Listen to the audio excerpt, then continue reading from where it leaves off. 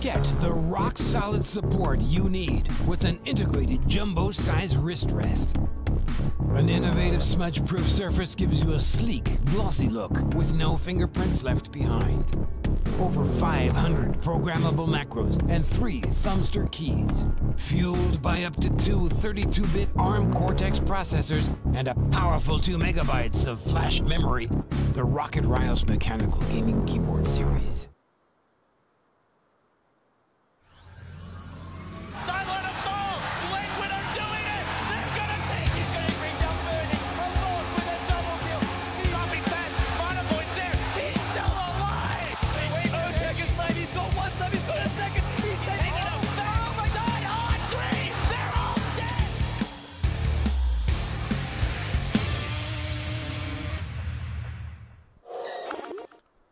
Welcome back to our final game of the evening, Johnny's Revenge versus Invasion Esports, coming your way for our final best of one, Day 4, Starladder Season 10 SEA coverage. I'm Zyori, joined remotely by Blaze once further.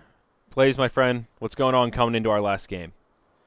Looking at some awesome potential from both sides. Invasion has been a team that I've been impressed with more and more with their playstyle and how they've kind of grown as a team. Like, we've seen them pick random games off of higher tier teams and shown potential, but I think we're really getting the chance to realize it here in Starladder Season 10. Like, we're seeing what they can really do. Their new stand-in seems to be working out for them pretty well and may very well become a full-fledged member of the team. But Johnny's Revenge, they have shown a lot of strides as well. Obviously, they've taken some major placements in early stage tournaments, and in general they are kind of this all-star composition. So we got some really cool things out of them from WEC, and I want to see what they can bring here today. Obviously they have a interesting squad of names, but as far as I can tell, we have the full squad here. Yes, so our Starladder overlays actually cover their stupid names for the draft here. When we get into the game, we will be graced with trying to crack the code. No one is tagged as a stand-in, and they recognize a few names as they were tagged up the other day. But we at least know one of them is Winter, because it was a first-pick Tidehunter. And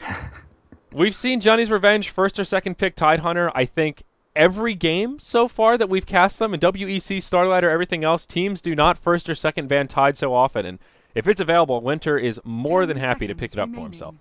Yeah, I think it works really well with their play style, their general initiation style, and when it comes down to Ravages, I think Winter is like the best, other than maybe like Universe Tidehunter. Obviously, we've seen a lot out of him, but Winter really brings a lot to the table when it comes down to just raw usage of that ultimate. But Invasion, they want to put the pressure on. They're ramping up their game here with Razor and Death Prophet, heroes that, if they can sustain through a team fight, can do devastating amounts of damage through Exorcism, through the Static Link, and it's going to be about the physical damage here. Skywrath Mage is really lacking in armor. Tidehunter, he mitigates most of the damage from with Anchor Smash and Kraken Shell, but those are two tools that Razor doesn't really care about too much. Like, a static damage block and base damage reduction are not things that Razor fears when he can just get all this green damage, the bonus damage, that isn't negated in any capacity.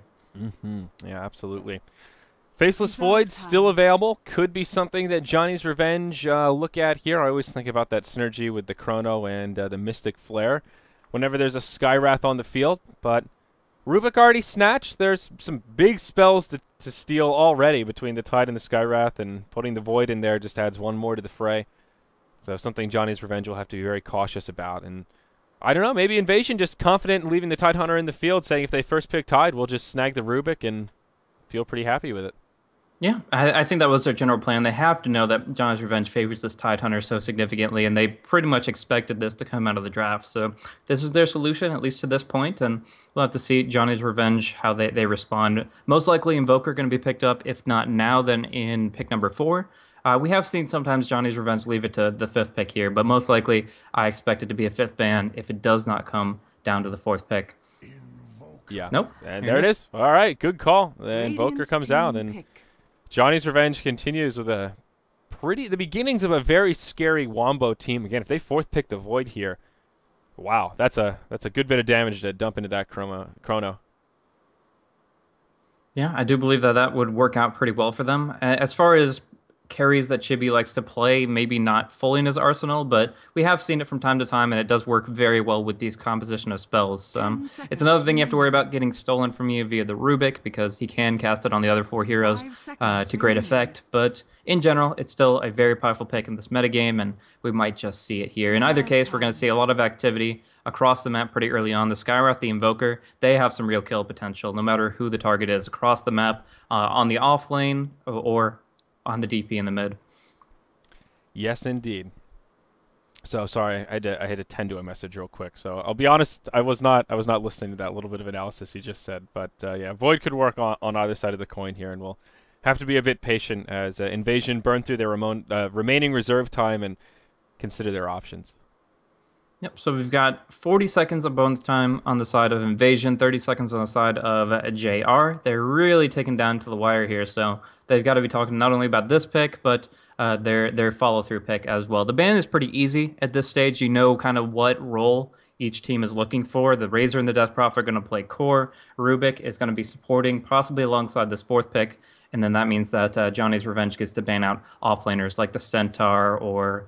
I don't know. I mean, the Void obviously is still a supreme offlane hero in his own right. But Abaddon is something that I was hoping and praying that we'd actually get to see because it works so well with Invasion's lineup right now. Razor and Death Prophet are 2 heroes, like I said. They rely on being durable and staying on the front lines and active. And Abaddon is the hero that allows them to do that. So I was really hoping we'd get to see it. It is a great countermeasure to what we see already on JR's squad, and I thought it would synergize perfectly with what they already have going. But as you called it, Faceless Void on the field. There he is. It's not too bold of a prediction in this meta. It's actually more rare to see him make it to a 4th pick, and before anything else, even teams prioritizing Abaddon over Void.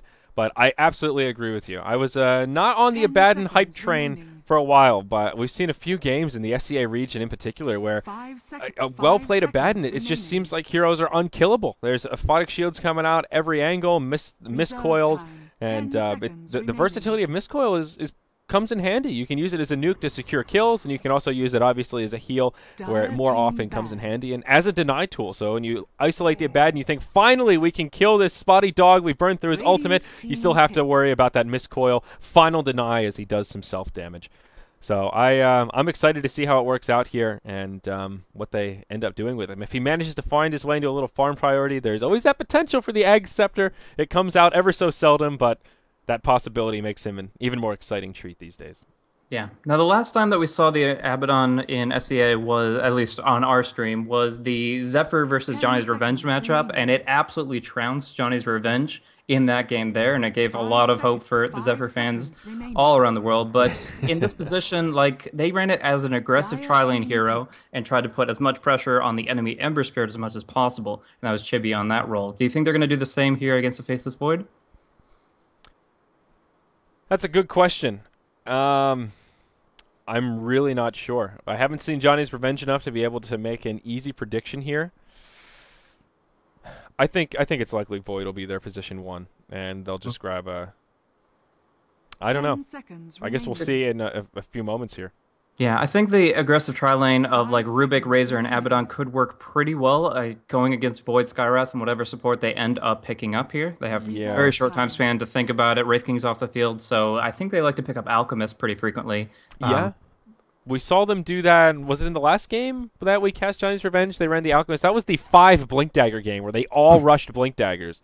And it worked pretty well, even though Alchemist is in kind of an odd place right now. If your whole team gets Blink Daggers and you have the follow-up, he has some very long-range initiation, and instead they will settle for the Sand King. So a similar flavor, but different beast altogether. Yeah. So, yeah, the Ghost is going to be running on the Centaur Warrunner and is going to be a solo laner, but I am really curious if Invasion are confident enough to go for the aggro try, or they just want to get Abaddon to 6 and then kind of promote aggression after that point in time. Centaur Warrunner, of course, it's a great offlane hero and can survive 1 versus 3, but I'm worried that they might be giving too much to the enemy. The Sand King in his jungle, of course, Chibi farming up on the Void, and the timing might be a little bit off. So we'll have to see their decision-making here. But my opinion is that Abaddon is really great in try versus try matchups and really poor elsewhere because he doesn't really have that much roaming gank potential. Yeah, definitely. But boy, does Johnny's Revenge have a lot of team fight here. This is so many big ultimates to stack. And as long as they don't fall too far behind in that laning phase, this mid-game, I think, will be rough for Invasion. Even though they have some pretty tanky heroes, some good team fighters in their own right, I don't know that it quite holds up to the wombo that Johnny's Revenge has potential to put out. Yeah, we'll have to see. I think they want to break it down so that the blinks and such are delayed and they can kind of be more comfortable going into 5v5s earlier when the Chronosphere is a really long cooldown and things of that nature. But yeah, after some nice banter back and forth, we are going to see the smoke movement right into Invasion. They drew their line. They're going to be going up this little staircase here, and they are going to walk right into the Sand King. We'll see how he responds. Yeah, they'll be a little bit patient here. They will delay for a moment and now press forward. They've got some wards. 2 heroes starting boots first, both the Razor and the Centaur. They'll find the Sand King right away. Telekinesis, and this is an easy first blood. Ketchik Imba on that Death Prophet will be the one to actually get the bonus gold, and that is their mid hero. Such great news for her. Null Talisman, set of tangos to get things started. She'll be well on her way to either an early bottle or an early set of boots. So Invasion works out well. Yeah, and they immediately start making their move towards the bottom lane here on the side of JR. We're going to see Chibi in that aggro try with the help of Skywrath and Sand King. I think they're trying to avoid the 3v3 as much as possible, but once Invasion sees how the lanes are progressing, they know there's no real reason to suppress the Tide Hunter, and they'll probably play a little bit of musical lanes as they bounce back down bottom. Yep, the first Observer ward does get countered here. Invasion not only get the first blood, but also get a ward advantage. As you were pointing out, they will block, this ward will block the spawn and also give some vision into the Sand King. And they take out that one Observer. There is one more Dire Observer down. It is this down here at the bottom rune on the high ground on the Radiant side of the river. So they have at least some rune control vision, but this will limit their vision around the map elsewhere. Double damage rune at the 0-0 mark. It will be Sand King who picks it up. Burrow Strike at the ready, and he has hunger for some vengeance. Looks like they will try to strike it on ADTR's Razor here in the bottom lane as they converge. Yeah, he's pretty dead. The concussive shot should be enough to bring him down. He will go for the link to negate some damage, but DD Rune right-clicks, and a kill will go to the SK. So Sharky in a better position than he was just moments before, being the first blood feed. But in this situation, it just really comes down to how Invasion want to respond. Right now, Abaddon's hanging out with the Centaur and zoning out Tide as best he can, and that'll give some Centaur CS to maybe get a blink a little bit faster than the opponent, but it does leave their bottom lane pretty weak here. Razor taking a long walk back to the lane, missing a couple waves, and the Rubik not really in a position to turtle unless the Abaddon has a TP scroll. Yeah, so up top, Tide getting harassed back pretty hard by this Abaddon. No point in Curse of Avernus. I thought we might see a value point there early on for additional harassment, but alas, not the case. Anyway, on the Dire side, let's see if we can make sense of who's who. This is Winter on the Tide Hunter here in the top lane. In the mid, I believe this is Polisun on the Invoker. And down bottom here, it is Sharky on the Sand King. Why you gotta be so rude? I think he's asking you, Blaze. Why you gotta be so rude, man? I don't know. These aliases might be rude to us a little bit. He might be going a bit of a misnomer there. Dive on Winter up top. And now they won't commit too much for it. There's some pretty scary potential here. Centaur and Abaddon, of course, you put the shield on, he does some self-damage, so you get that extra burst from the shield. You just have a lot more control over when the shield actually breaks. So this is a particularly potent duo. Booyah, I believe, is Chibi down here farming away, and that leaves us with Taylor Swift to process of elimination. I think that one has to be Johnny, the one eager to find some revenge. Yeah, indeed. But for right now, it's going to be passive for a moment. Now we see the TP coming in. Is the shield going to come out in time? Shield is there. The heal is there. ADTR is still alive. And we do have the stun coming out on a Chibi, pulling him under tower. One more right click coming through from the Razor. Can they bring him down? Yes, they do. That's what I'm talking about. The response team with the Abaddon TP. Best here to have a TP scroll on in the entire laning phase. Yeah, and beautifully executed by FZFZ right there, showing us the value of the hero, as you were pointing out. Not only keeps the Razor alive, but turns it around. A little unfortunate that Razor couldn't get the last hit. He does have static link, and it's only level 1, so 35 damage, not that crazy, and luckily enough for Invasion, there was that one last tower shot that put Void over the edge, and OK was able to secure the last hit as the Rubik. So Invasion now ahead 2-1 in the early laning phase, regaining a little bit of momentum, but pretty even across the board. Both sides farming relatively evenly. In the mid lane, Invoker with 10 CS, Ketchik with 10 as well, break even there. Faceless Void is our last hitting leader. with 15 CS, but taking a tumble there will set him back and give Invasion some time to recover. Razor, I guess, is the one outlier with only 4 CS under his belt, but he'll start to recover. Yeah, so we are going to see a full rotation with the Smoke Deceit. Level 2 heroes trying to pursue onto the Centaur, and Abaddon will not be able to TP to this one if they pursue. So could be a 3v1 between the 2 towers, but it's a very difficult position to assail. He's pretty close to his tier 2. Concussive shot, they still won't be able to burrow strike without diving. Yeah, you're certainly right, and with that, they won't even go for it. The smoke will expire, they just back out. Ghost will be left okay once more, and now that Abaddon has shown he knows what's going on with CP scrolls, of course he doesn't have one right now, but he is hiding in fog, and he could be lurking anywhere. They'll be a little more cautious to dive these towers unless they have eyes on the Abaddon, they know he's isolated in a lane, or they just recently have seen him TP and they know that it's on cooldown. And that will limit some of the dire aggression, and they will just go back to farming. Old Taylor Swift here will stack up in the jungle a little bit and make some space for Sand King to sit back, find some farm, and work towards his Blink Dagger. Yeah. Interesting decision for Polasan to go for the Wex Invoker here, but I think it is very well warranted. Mana issues are prevalent in a lot of Invasion's heroes, particularly the Centaur, the Abaddon, and also the Death Prophet. So the fact that you can't spam out Crypt Swarm as actively, the fact that you might not be able to get all these major healing and utility spells off from FCFC, and of course the fact that you can't get that full combo off. If you get hit just by one EMP, you're essentially dry. That could be very problematic. We do see Chibi kind of hanging out with OK here, the Rubik. He's just trailing him, getting one quick hit in, and then getting some damage received from the Link before he time walks out. So no harm, no foul. He's essentially transitioned to an off-lane role, as of course the Sand King really wants to emphasize his jungle play, but they do have a ward that, although it doesn't block the spawn, it does keep tabs on it. Yeah, definitely here. And Faceless Void, although struggling perhaps a bit in this 2v1 scenario, still the leading farmer, at least for now, and finding decent experience. Razor going for a more standard build that we're used to. Not that Plasma Field as we've seen the past few days, but going back to the static link, and it works so well against the Void in a scenario like this, draining all of his damage, completely zoning him out, and nothing that he can do about it.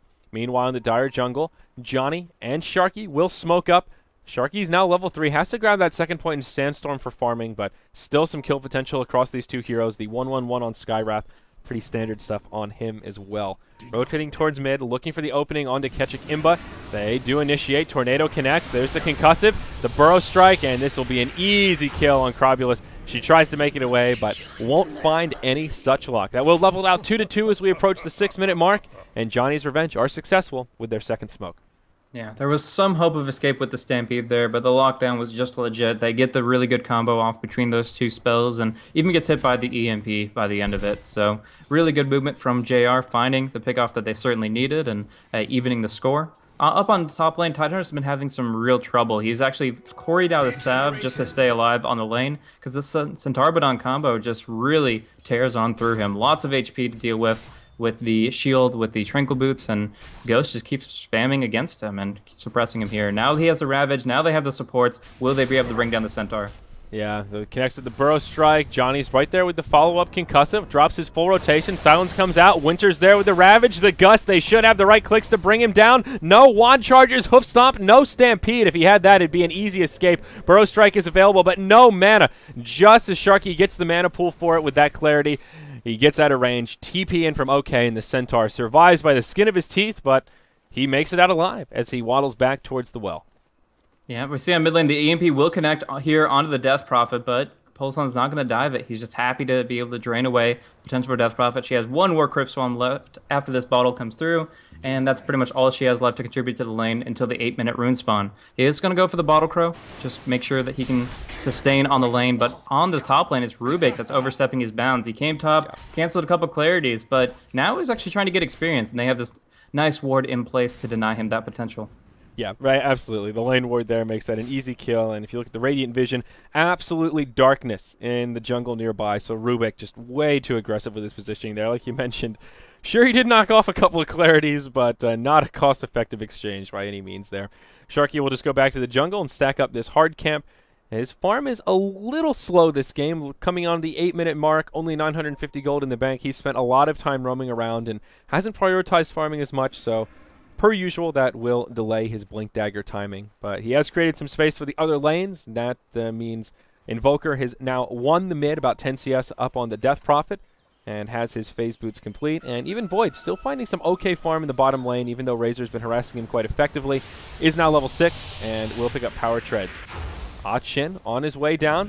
What can they do here? They can find a kill on the bat, and he moves into the trees. No level 6. They don't even need the chrono for this. Centaur joins the battle. Big Brad pops the ultimate, but Void has his chrono as well. May need to use it defensively here. He needs to use it sooner rather than later. He'll just die. Wow. I'm a little surprised he didn't try to make a chrono escape there. Yeah, he definitely could have chrono TP'd, and that would have been no problem at all, had the mana for it and everything, but decided he wants this big first chrono to be a huge impact. They were looking for a chrono EMP initially. They found their pickoff, and I guess I would consider it a net loss, but they're okay to walk away with it as long as they don't waste the sphere. Radiant's top tower is under attack. Yeah, Ravage coming up in 10 seconds. Maybe they're thinking about forcing a team fight in the interim here when Void respawns and they need the chrono for it. But an odd play. Hopefully the decision-making comes to light here in the next few moments as Void respawns and TP's back down bottom. But at least for now, he just goes right back to farming as he has some space in lane and seems no worse for wear. Oh, yeah. Interesting choices. Well, I guess we can just say if the game reaches 10.5 minutes without a chronosphere, that it was a misplay not to use that to escape. But otherwise, he wants that potential. He wants that threat on the map. We do see again the movement of Invoker. He TPs, then Ghost Walks. He's looking for blood, and I think he's going to find it. They have the potential to chrono EMP onto ADTR, and he might be a little tanky with the Chainmail to Basilius, but he can't deal with that much directly. So we do see right now Pulse behind the tower, looking for an opening, and we do see two heroes here on the front side of the tower. Yeah, we can take a look at the dire vision here and see what Paulson's scouting, and he knows exactly what's going on. Sees the Razor, has caught vision of the Rubik.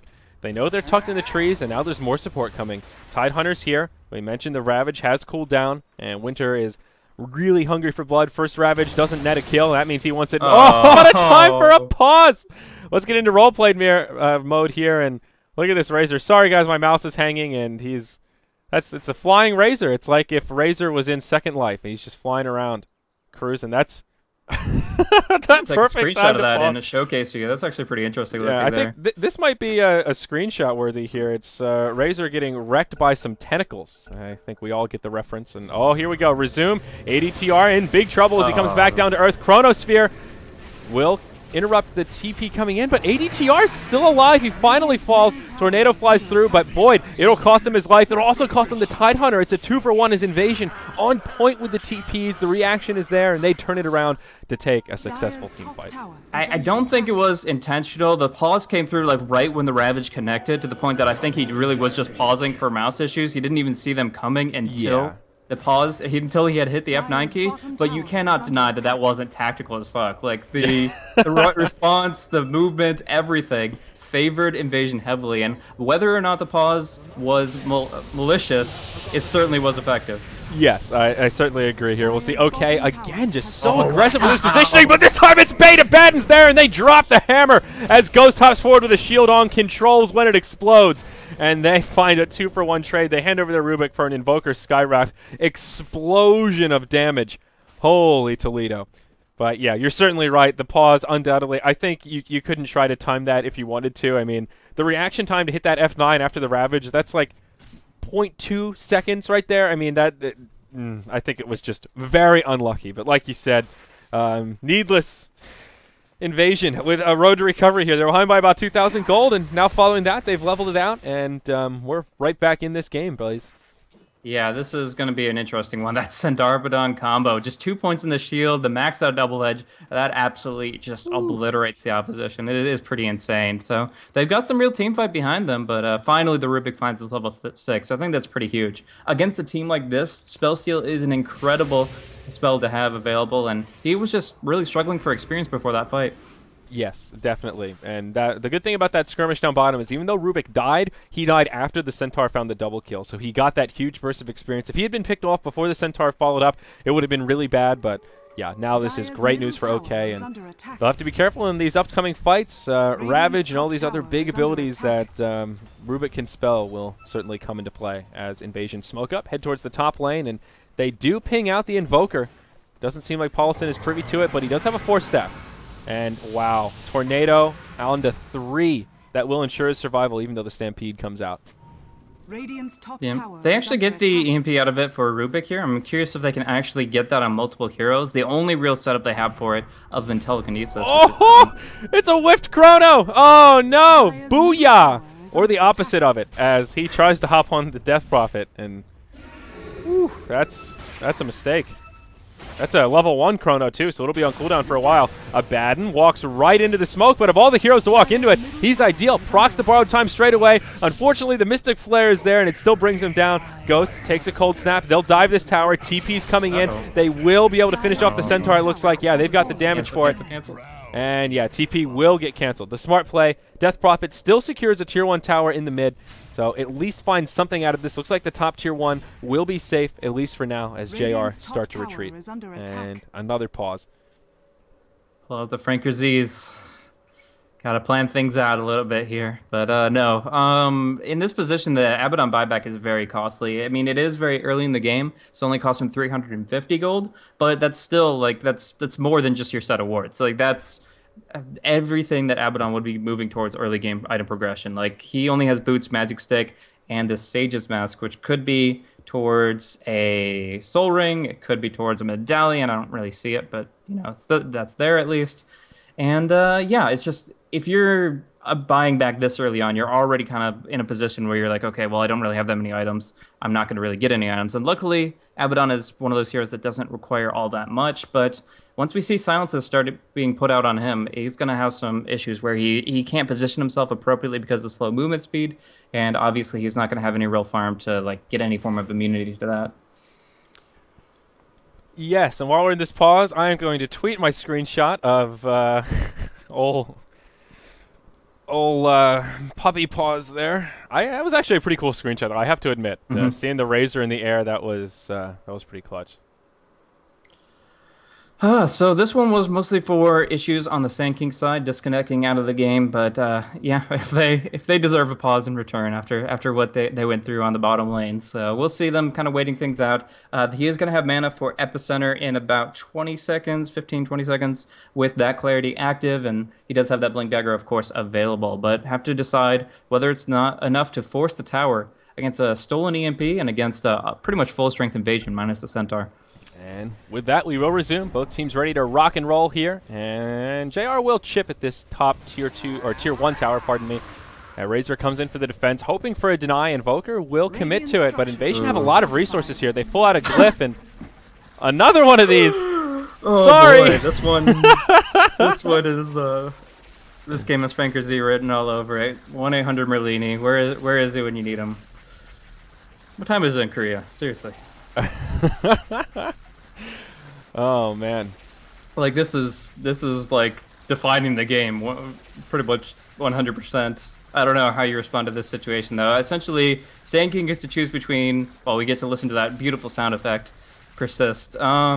Sand King gets to decide between Burrow Strike and Epicenter for this fight. He only has mana for one, but either could be very impactful with this Blink Dagger. We'll see if even Polisson can get far enough. No, the Fade Bolt was in progress, so that thought is quelled quickly, and the tower will be denied. Yeah, that was one of those where he's caught, and it's like, I see he's taking a lot of damage. I don't know exactly which spells have done which damage yet, so yeah, he's dead. That's the moral of that story there. They get a counter kill on Paulison and a deny on the tower. A nice hold from Invasion after they concede a couple of unnecessary deaths initially. Now they force out the glyph on the side of Johnny's Revenge as they press forward and are hungry for some counter pressure. Sand King in the trees, does have Epicenter, Blink at the ready, and is angling for Johnny's Revenge to find a decent engagement. Tidehunter with a Ravage at the ready as well. Epicenter channeled, hops over the trees just on ADTR around the side. Invoker throws out an EMP, but doesn't really do a hell of a lot. Winter still ready to wrap around. They throw out the pings. Ravage flies, and it connects on just one. It's the Rubik, who's already safe. Mystic Flare will help break him out. Ravage. They get the kill onto the Ravage, and it's still, oh no, it's stolen by OK. You're exactly right. They get it on all four. Skywrath and Invoker go down. Now Winter on the run. That's the power of the Rubik this early on. And Winter, oh no, he just couldn't anchor smash fast enough. He pops his mech, but they'll dive the tower. The tower goes down even. And yeah, Blink, hoof stomp forward. Easy cleanup, and Invasion just regaining any momentum they lost. Sand King will survive, but wow, what a turnaround. is under Yeah, attack. that was insane from the Rubik. The stole. Okay, what is Sandking doing? He walks right back into him. Oh, he doesn't have vision. The Radiant do, but yeah, no TPs or anything will be canceled. It's just SK to just barely get out Sharky. But yeah, the Rubik, the EMP that he had stolen earlier, he cast down on Tide, and that didn't really do anything. But the stolen Ravage was absolutely insane. Getting it from that range without blink, it's difficult to do, but he timed it perfectly, and gets the better one off than even Winter did. Yeah. Yep. Well, yeah, Winter's Ravage was one of those. It looked like a bad Ravage because he only hit the Rubik, but the zoning is what was really important. He threw it right in the middle of the fray, and it forced two of the members of Invasion to go this way towards the tower, and then it forced the Razor to commit up this way, secured the kill on the Razor, and I think it was the Centaur was also forced to go up as well. Had he not stolen the had the Rubik not stolen the Ravage, it would have been a great Ravage, and they would have gotten 2 kills out of it, but the turn is what really made things dirty. So it's not always about hitting maximum targets with the Ravage, of course. That's usually what you want to do, but sometimes those zoning Ravages can be just as potent. Yeah, I don't know. I mean, if the Rubik hadn't stolen, I would absolutely agree with you, but the fact that his was only kind of breaking up the fight so they could finish it, but then Rubik brought it right back together with his counter Ravage, it wasn't to the effect that they needed it to be. So I think, yeah, minus the steal, it actually would have been really helpful, but with it, it actually set them back very, very far. So yes. We'll see movement here on bottom lane. 4-man smoke on to possibly the Faceless Void. But for right now, he's just going to play passively. He wants that Aghanims, but Eul Scepter plus Silence, he's not getting out. Mm-hmm. Yeah, and with this invasion, we'll commit to the tier 2. Ghosts popped already, and with the smoke, they'll press forward, and it's a defensive time walk. Paulison throws out a Tornado EMP, but he already gets initiated upon. He will fall to start off this fight. DP committed to the tower for now. There's a Mystic Flare, Epicenter flying through, but it just isn't enough damage. They will bring down the Razor and the Centaur, but now DP joining the battle. The Chronosphere comes out. No damage to follow up. Winter with a Ravage ready. Can he do it? Okay, still with his. It's cooling down right now. There will be 2 Ravages this fight. Abaddon. He pops the ultimate. Now they'll try to commit to him, and okay, I said 2 Ravages, and maybe there will just be none. And they'll throw out a Silence. Abaddon takes a tumble, and it's just a 1 for 3. They hold the tower, and an awkward engagement from Invasion. I thought they'd be able to do a little more with that. Maybe they should have just waited for Rubik's Ravage to cool down so they could be more aggressive in initiating before the Tide could hop in.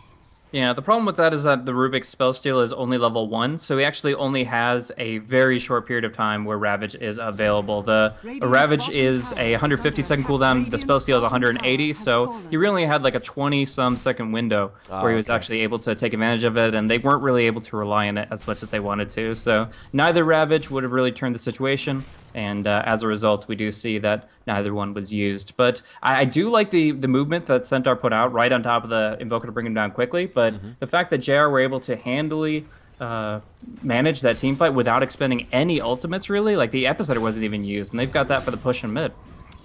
I thought the Epicenter was on cooldown right when that fight started, like he'd used it, but perhaps not. He may have used it and it got canceled.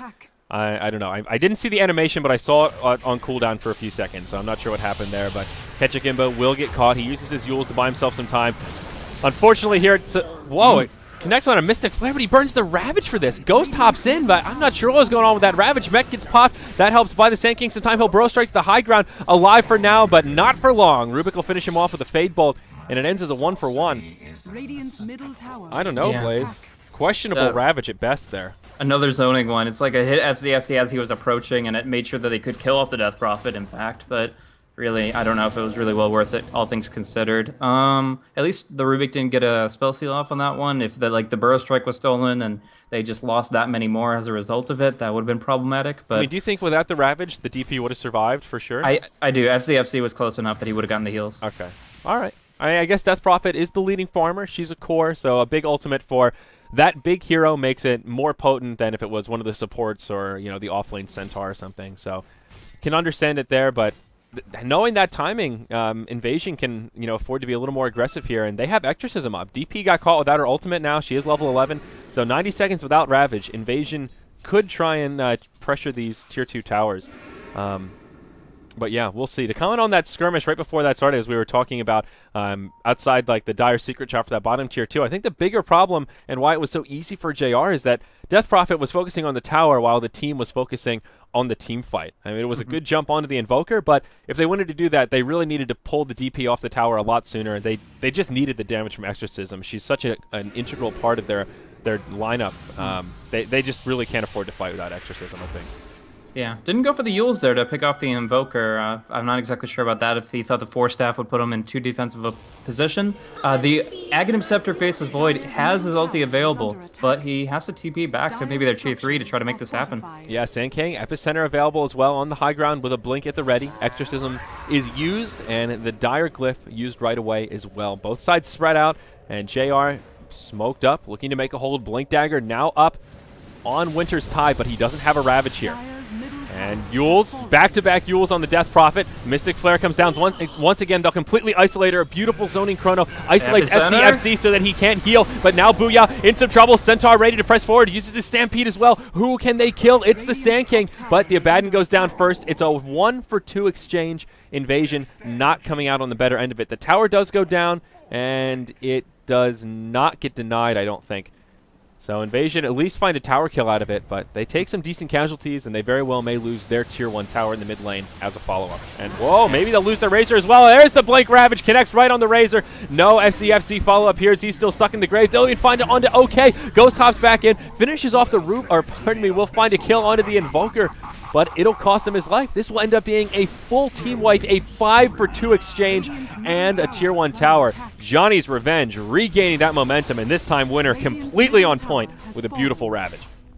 Yeah, they are having some real issues staying alive in this fight. The last hit on the tower is great, but it doesn't mean anything when you just got wiped 5-man, and that is going to be more and more difficult to come back from. Invasion, they're the team that's supposed to be living through all this. They have the Abaddon. They can just deal with all this, but because the ultis are so on point from JR, they just don't have an answer. The Epicenter was actually a little bit lackluster because he is still level 10, but Sharky is about to hit level 11, and then the damage will really be there. Yeah, that chrono and to start off that fight was just so perfect. Completely separated the Death Prophet from the rest of the team. With the Yule setup, makes for a very easy Mystic Flare. And I think more importantly with that chrono is he caught the Abaddon in it right here, and that's the key hero to turn these fights around. Maybe keep the DP alive.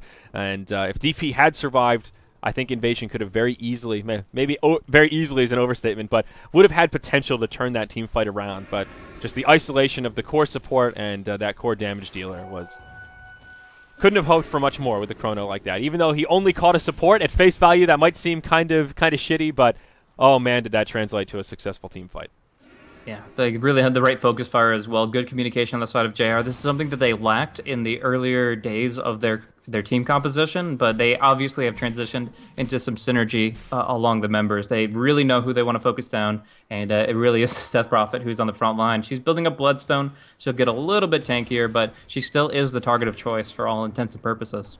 Yeah, absolutely. And it is mostly magic damage, compliments of that Mystic Flare that's been bursting her down, but armor will become a real issue for her as this Void gets bigger and badder. Now has his Mask of Madness complete, and undoubtedly will start transitioning into some more right-click. Maybe a Maelstrom into a Mjolnir will be coming his way, but time will tell. Top tier 2 tower will fall. Invasion pop their glyph, and they will try to make a hold here. They're ready to fight, but Chrono is at the ready. Burrow Strike in onto Ghost. Mystic Flare comes out right on top of him. There's the Chrono on 4. Where's the follow-up damage? There is a Ravage coming up in just a couple of seconds. They'll find the kill on the Centaur first. Epicenter flies through, doing a lot of damage as well. That's the borrowed time. Isolates the Razor. A 2-for-0. He is a Raver as well. Now the Abaddon gets caught. No ultimate available, and Winter with a Ravage throws it onto the Rubik this time. They'll pick him off. They say, no Ravage for you, Mr. Grand Magus. It'll be a 4-for-0 exchange. Johnny's Revenge continue to be on point with these big ultimate cooldowns. Yeah, they don't have any control over these fights, the positioning, anything of that nature, and they just one chrono and they're all gone. It's just very difficult to hold that position. The Abaddon fell behind pretty quickly, and he was supposed to make an early game impact, and the only thing we really saw from him was that Razor turnaround for the initial kills down on bottom. So I really don't feel like that was enough of impact for the choice that they made, and now they're just backs against the wall. They are up against the better scaling, the better team fight, and they're about to get Roche as well. Like in this position, 22-15, JR pretty much have this one in the bag. There is only a few things they can try to do to try to bring this one back, but it's a very uphill battle from here. Yeah, the net worth chart starting to look very ominous here. Death Prophet, the leader by far on the side of Evasion, and after that, it's just a huge drop-off. Of the top 5 in net worth, JR have 4 of them, and that really, I think, paints the story pretty clearly. Razor, unfortunately, just didn't grab much momentum this game and stuck with only a mechanism. Now has an Ogre Club. Whether it's going to be a BKB or an Egg Scepter doesn't really matter because he is way far off the mark before completing that next core item. And at this point, there aren't too many places on the map where he can find easy farm. Invasion will do a desperation smoke, as it were, up towards the top lane. They will stampede forward, hop right on the Void, but we see some serious... HP. What? What the hell is that? Was that like 6 or 7? Wait, how many backtracks in a row was that? That's insane. That is so stupid. RNGesus. Volvo, please. The Dota gods are with Booyah. That is a Booyah moment right there. Oh, we need the only thing that went through was like 2 auto attacks. We need our stats man to run some numbers on that one, man. That's like I don't even know. That's like one of those moments where I just want to go back and do that like 1000 FPS super slow motion, just watch the backtrack. Oh, look, I'm safe. Okay, cool. See you later, guys. And he just hops back to safety. I mean, they only lose their centaur, so it's not a huge loss, but wow, that alone, that's basically the Dota engine saying, you know what, Invasion, you guys might just want to tap out sooner rather than later. I have a feeling luck is not going to be on your side for the remainder of this match. That is just a huge demoralizer. Sure enough. Well, we've got the Maelstrom picked up for the Prince of Persia here, so we'll see what he can do with it. But the offensive potential on JR is outrageous, and like Invasion aren't even really well responding to it. Like the Centaur is carrying dust instead of just a casual cloak to try to deal with all this magical damage that's going to be flying about, and I don't know. I just really feel like that they, generally speaking, don't have a really good idea of how to handle this. Like obviously 90% of teams would fall to this in the first place at this state, but even 10 minutes ago, you could see that they were slipping as far as their positioning, their timing, and their general progression towards a successful game. So they obviously thought they were going to do a lot better in the earlier stages, and just the fact that they did not has seemed to broken them. Yeah, and well, DP still continuing her farm. Ketchik is holding number 2 on net worth and keeping up well with the Void, given that he had oh no, he doesn't have Phantom Bias, pardon me, but given that he's had so much room to farm and picked up all these kills, 3, 3, and 11. DP only trailing by about 600 gold, though. That will change here. She has her Bloodstone. This is the worst time to get picked off. 8 charges, soon to go down to 5 if they can pick her off. But no, the support is there. Stampede and all of that lovely support from FC's Abaddon will keep her alive. Ghost, he won't be so lucky. Caught in the chrono. They will proc the borrowed time. No more damage to follow up, and Abaddon will fall shortly after here. 2-0. Death Prophet lives, and that is the priority. Again, with Bloodstone charges, worst case scenario is get the Bloodstone and die right after, and just lose half your charges right away. Yep, we'll see what she can do with the last ray of hope in Invasion fans. But for now, it's going to be a push down the mid lane. They've got Aegis and a 10-second BKB on Invoker. He's got a pretty large arsenal of spells with maxed Wex and just the 1 point in Exhort. So right now he can go for a massive disarm on like 2 or 3 heroes at a time with the Deafening Blast, or he can just drain all their mana and eliminate their spell casting. There's so much an Invoker can do at this stage in the game, and the momentum behind them is extremely real. Yep, 10-second BKB at the ready. Paulison, he'll be a rough target to bring down for sure. Rubik steals a cold snap. No biggie there. And JR will just slow roll at this point. They'll pressure the top lane a little bit, pressure the mid. They actually force out a glyph pretty easily, which means if they take a successful team fight in the next 5 minutes, Invasion won't have that reset tool to rely on once they start knocking on that front door of the base. Void picked up a Maelstrom, so those right clicks are faster, and now they've got Chain Lightning to commence in the battle. I like that Johnny's Revenge are just slowly bleeding Invasion right now. They're farming 2 lanes. They know Invasion are completely turtled up, not farming anything, and no reason to get hyper-aggressive and overcommit here. They can just sit back and let Invasion make the mistake and perhaps initiate on them. We see them huddling around the plateau here, just waiting for that opening with these 2 Blink Daggers. Faceless Void now grabs his Hyperstone 1 step closer to the Mjolnir. So in this position, without the Roche available, the Aegis kind of just taken away. Right now, JR can just go in for the full push with his Epicenter coming off CD. This was the only timer they had to wait for. They'll take one of their last outer tier towers, but yeah, this is going to be a very difficult hold. The Aegis, right now, Polisson could just go on the front lines here, and look, he's even fishing for some opportunities, knowing his cooldowns are short enough. But the reclamation of the Aegis is just 1 minute, so they have to make their moves quickly. It looks like it's just going to be this last outer tower, and then will they actually back off without that second life? Yeah, it looks like they do pick up a gem. Yep, being carried around by Johnny, a.k.a. Taylor Swift here, and they will clear the one ward that Invasion had down, giving them a little bit of vision. It was right in this general area here, and a pretty key ward for the way that Johnny's Revenge were sieging, but now Invasion totally blind. They have but one sentry down on their plateau, and it actually just expires as I bring that up. So they are, visionless right now as two big items come out. The Mjolnir on Void and the Pipe on Winter's Tidehunter. ADTR coming out trying to harass with the Plasma Field, but very quickly realizes, I don't know if this is such a good idea. Why you got to be so rude? Trying to blink across the gap, but he will fall short and just waddle his way back up to the high ground.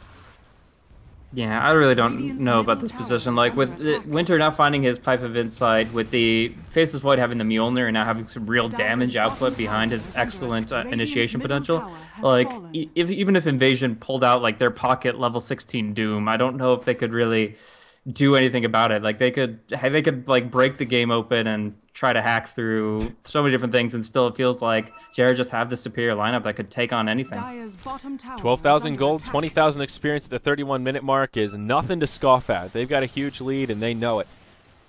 Now the outer towers are down. Things will get a little more difficult for the Dire side. Of course, the outer tower is a much different beast than trying to break the high ground. I think they're almost at the point where as long as they get a decent jump, like if they could hop onside the Death Prophet and the Abaddon inside the Chrono, that's it. The team fight is over. So positioning very important for Invasion, and JR will just wait for that golden opportunity. They did lose their last outer tower. It was, I believe, this tier 2 down here in the bottom lane. So Invasion get a small gold boost while they're locked in the base, but while this continues on, Johnny's Revenge will find more efficient farm as they clear out the Radiant Jungle and push the lanes in, and we see that reflected on the graph as Golden Experience continue to move downward in the favor of our Dire side. I'm really not entirely sure what they're waiting for here. Obviously, they want a quick pickoff before they push in the base, but I honestly think with a good Chibi Sphere that we're going to be seeing a successful team fight no matter what. So, I mean, obviously they can wait for Roshan. They have full control of the map, so there's no full reason to really push it through, but I don't know. The timing where they actually allow the Death Prophet to get her 16 and get a little bit more hope, and unless they just want to give them hope before they crush it, I really don't see the real intention behind this. Yeah, well, maybe Johnny's Revenge, their inner gamblers coming out. They just want to roll the dice, see if they can get the dream, the perfect Roche respawn, 1 second, quickly as possible. You never know. How lucky can you be in one game? Nope, it's a long one. 2 minutes and 17. I guess kind of unfortunate for the Dire. Not really unfortunate, just not particularly fortunate, as it were.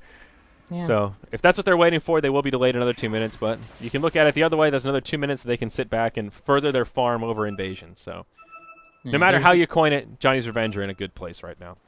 Yeah, they're going to finish up the Aghanim Scepter on the Sand King by the time the Roche respawns. This kind of syncs pretty well for them, but we're going to see a gem come out for FCFC. So this is kind of like their play of, if we want to break out of our base, if we want to open up any avenue of farm other than what hits our steps, then we have to get some control via wards. But the second you go out to a D ward, those things take at least 2 hits, and yeah, you're probably going to be jumped on right then and there via at least a long-range tornado. So it's hard to even call that, but one thing I want to note is that JR aren't even checking the pit right now. The Roche pit, they're completely blind to the fact that Roche is still going to be up, not for another full minute. Yeah. And if it was a short timer, they would have absolutely no idea. That's a good point. Blaze, could you do me a solid and check if Taylor Swift's profile is private? It is. Yeah. It is? Okay. I'm not convinced that that's Johnny. Somebody sent me a message and says that's not Johnny. You never know. Random messages on the internet could be troll, but I don't know. I'm under the impression it's not because it's a different icon, but I've seen so many different switcheroos. I don't really know. Well, guys, if they'd used their proper tags, this wouldn't be an issue. Yeah, our hands are tied with private profiles. There's just no way to know. I mean, unless you want to look through the 10,000 people that are named Taylor Swift on Steam. And I'm not joking. I'm like, well, screw it. I'll type in the exact characters. Maybe it'll just pop up there. No. That's a pretty common one, I think. Taylor Swift, not particularly creative. So who knows? Maybe it's not Johnny's guys. He's not tagged up as a stand-in. I wish I could shed some light. I think most people know how I feel about the goofy names in competitive matches, so I won't harp on it too much. But just an FYI, a fair warning. I've been calling him Johnny this entire match, and it very well may not be him in a mystery stand-in. Regardless, Mystery Man here has picked up a Rod of Atos, an item we don't see all too often, but Good on Skywrath, of course. The big slow makes Mystic Flare easier. And the other thing that's not coming into play here, but super long range. It's a great item to break Lincoln Sphere with because you can use it from so damn far away. But irrelevant here as Invasion have nothing in the way of old Lincoln. Now the Roche will respawn. They started out with the Courier, and they do have the Shiva's Guard up for the Tide if he had the Mystic Staff, which doesn't look like that's the case. No, he's just kind of hanging out there. Yep. Another one to add to his wish list, but even still, yeah, they pretty much got the full control. Clear up some Ancients, clear out a Roshan, and Invasion. They got to make something happen. They at least get out of their base. That's pretty cool. The Geometry side making things happen as far as dewarding goes, but other than that semblance of control, they really don't have a great handle on this game. Like, Abaddon can do a lot, but Death Prophet and Razor shut down heroes don't really do much. Like, they are heroes that can carry well with snowballing potential, but behind to this degree, like, they are not even near the tier that Faceless Void is.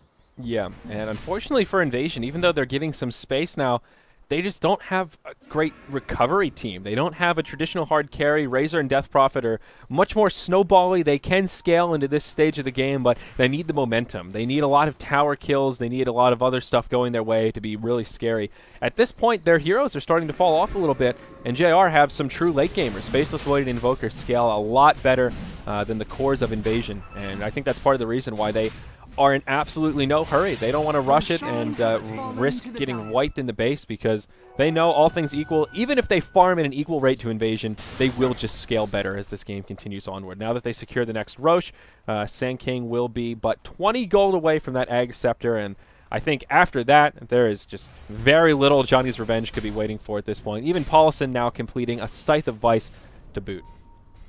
At this point, I think they're just going to go. There's no reason not to go down full bottom, all 5 with these creep waves coming through. And right now, the best Invasion could do is to do this little bit of split push play. Like, they're hoping that somebody will go and farm up top, but that's just not the case. They got their Roche, they've got their BKB on the Void. He is as good as he can be for this time frame, and that's just they need to push on forward from here. So in this position, Invoker essentially is worth 2 heroes of the Radiant.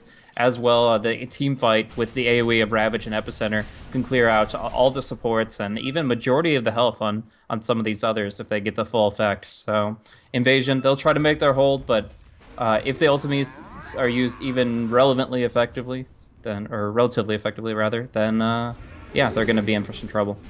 Yes, indeed. Silence comes out onto Booyah on the front line, so he won't be able to chrono right away to hop in, but JR don't have to do much to force out the glyph. Invasion use it right away, and now they won't have that reset tool. And probably, well, it probably won't make a big difference, but I think it could have been more advantageous to hold the glyph just a bit longer to mitigate more damage. That was just a couple of right clicks, and honestly, I don't think Johnny's Revenge were quite ready to hop in and commit to it anyhow. Now they seem a little more eager. It is Ghost to be the initiator to go right onto the Void. Remember, he's the one with the Aegis. That's the target that Johnny's Revenge want to take damage if they're going to be jumped upon. Pipe comes out, and Invasion will disengage straight away. Still holding onto the Exorcism. Ketchik wants to be very careful not to burn it until Johnny's Revenge have already committed to the fight. Worst case scenario for Invasion, aside from getting just totally team wiped, is burning the Exorcism before they're committed, and then Johnny's Revenge can just disengage, wait for it to expire, then go back in, and then Invasion have essentially no chance at holding. That ultimate is a huge piece of their damage, and Ketchik has to be careful that they don't waste it. So both sides being cautious here, but there you go. He'll get caught in the chrono. There's the Ravage to follow up, and he won't waste it, but he very well may die before it goes down. Ghost will get caught by the Mystic Flare. It is a dead Razor as well as a dead Death Prophet and Centaur. Buyback from the DP. She will pop the ulti. But is it enough? That is the question. She'll get off the Yules. They're diving deep. Booyah getting low, but he still has the Aegis. Now there's the Hex out onto Ketchik. Ghost will still fly through, but they'll have more than enough damage to bring her down. It's a 3 for Aegis. Well, kind of a 4 for Aegis plus the buyback, but really doesn't matter. Invasion have not enough resources to hold. They will tap out, and Johnny's Revenge will secure a win 39 minutes in here. Ba-ba-ba. There you go. Yep, not much more to say about it. We kind of beat it to death over the past few minutes as they were just kind of securing and getting everything together to make sure that this was as efficient of a win as possible. They didn't take really any major losses, and they were able to just kind of steal the deal on that one. So it really was Invasion that had to get momentum underneath them. I thought they might be able to do so after that big pause on bottom lane that turned around a team fight in their favor. But yeah, the positioning in the mid lane team fight, I think that's where it really turned back around. The Death Prophet getting singled out, and it's just a lot of the heroes caught in the Chronosphere and unable to really help out their allies. They were there to fight as a team, and JR prevented them from doing so with some great disables. So good composition, really took it to the late game, and 39 minutes in, they get a well-deserved victory. Definitely. For me, Johnny's Revenge just executed so well with the big ultimates. We talked about it quite a lot in that game, but maybe one or two Ravages that were less than ideal, but Winter definitely made up for it with some game-changing Ravages. And the Faceless Void, Booyah, Chibi, whoever it is, the Chibi Spheres, as you appropriately coined it, were on point this game and helped make it a pretty easy victory for Johnny's Revenge. That does complete our coverage for Day 4 of Starladder Season 10.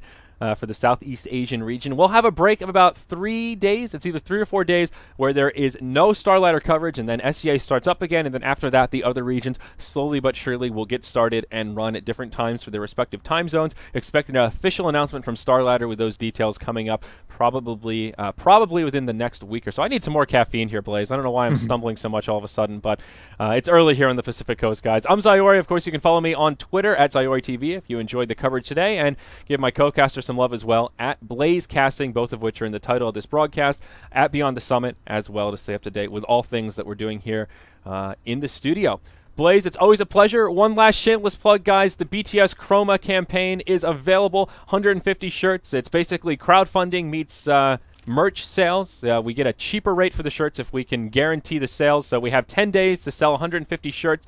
We're ahead of our benchmark so far, but if you want one, they're available for a limited time only. After that 10-day window, even if we make the campaign, they won't be printed after this. So available for a limited time. If you want them, get them while they're hot. It's teespring.com/BTSchroma, and I will drop a link in Twitch chat for your leisure. Until next time, guys, we'll see you in a couple days. Be kind to yourselves and be kind to each other. We'll catch you on the next cast.